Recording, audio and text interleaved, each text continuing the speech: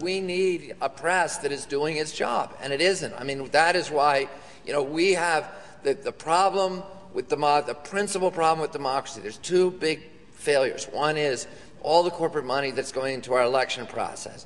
And the second failure is that we have a negligent and indolent press in this country that has simply let down American democracy.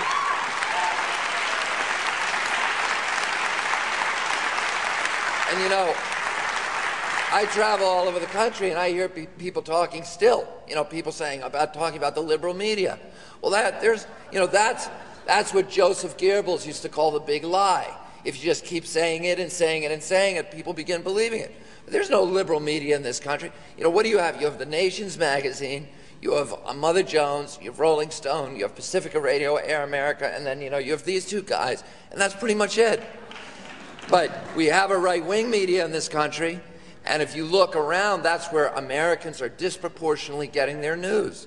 And, the Pew Foundation recently did a survey that showed that 30% of Americans now say their primary news source is talk radio, which is 90% controlled by the right. 22% said cable news, mainly Fox News. 10% said Sinclair Network, which is the most right-wing of all of them. Sinclair is the largest television network in our country. It's run by a former pornographer who requires all 75 of his local affiliate stations to take a pledge that they will not report critically about this president, about the war in Iraq, or a number of other issues.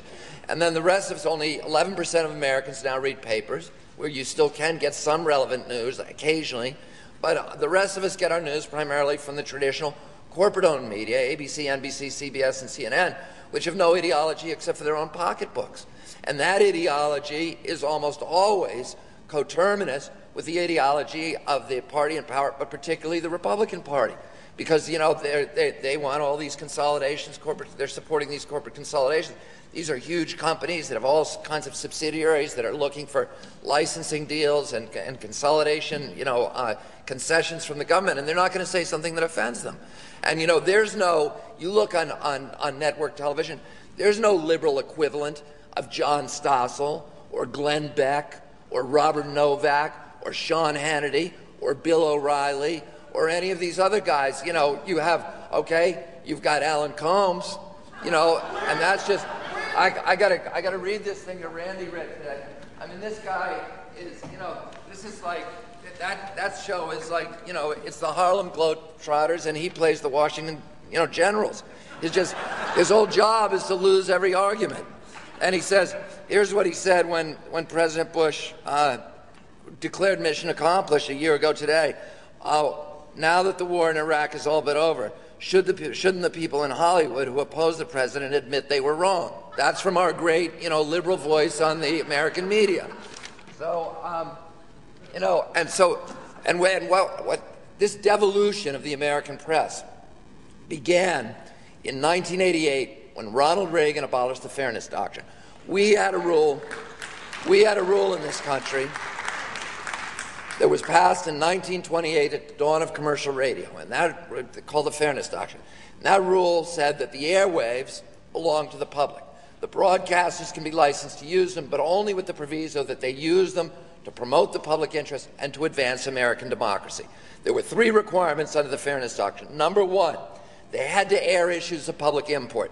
That's why there's a 6 o'clock news hour on the networks. Not because they wanted it, they wanted to put entertainment in that slot. The news departments traditionally were money losers. So they were forced to do that as part of the Fairness Doctrine. That's why the radio stations periodically update you on the news. It's part of the requirement under the original Fairness Doctrine that they're still, doing as a tradition.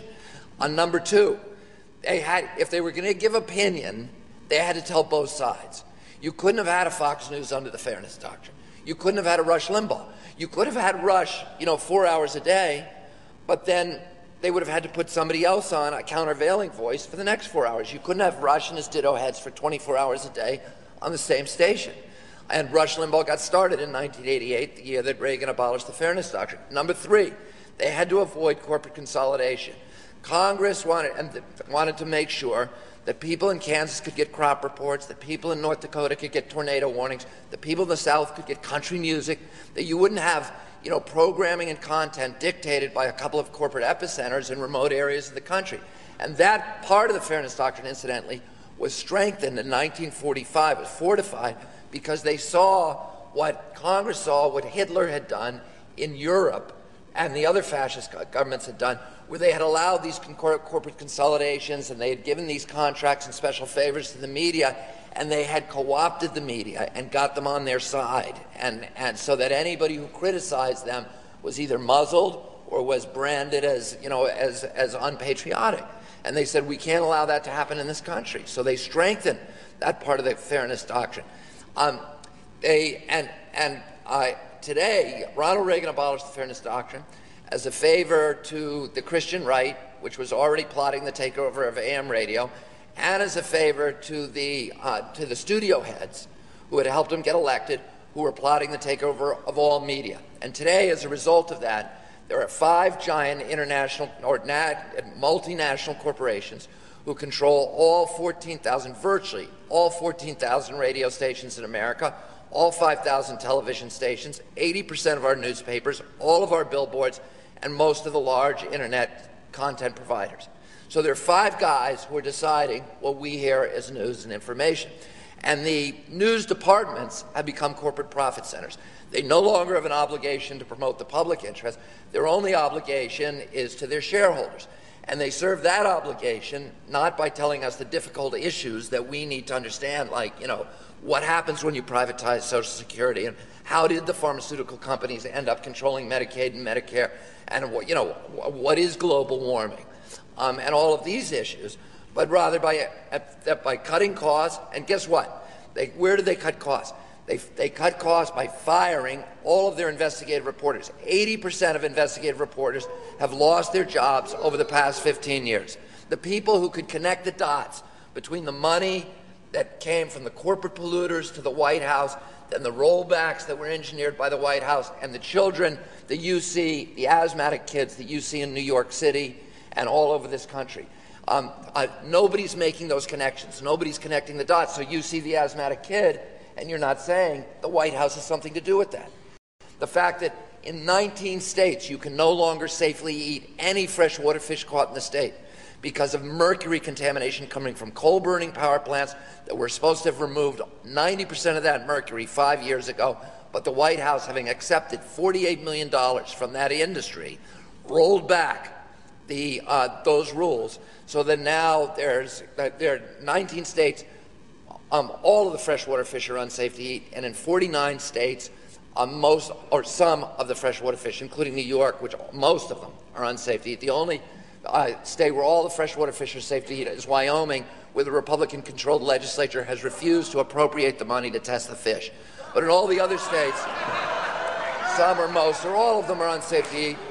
According to CDC, 1 out of every 6 American women now has so much mercury in her womb, 1 out of every 6, that her children are at risk for a grim inventory of diseases: autism, blindness, mental retardation, heart, liver, and kidney disease. My levels of mercury are 2.5 times what EPA considers safe just from eating fish. And all of this could have been stopped except that Bush abolished the mercury rule. But but Americans don't know that. I go and buy my fishing license for $30 a year every year in New York State, and I get the fish advisories, which are now this thick, that basically say there's only a few places where you can safely fish in New York State. I read through that thing and I'm saying, that son of a bitch, George Bush. But most fishermen who buy that thing don't make the connection. The reason they don't make the connection is because there's no investigative reporters out there telling them about that connection.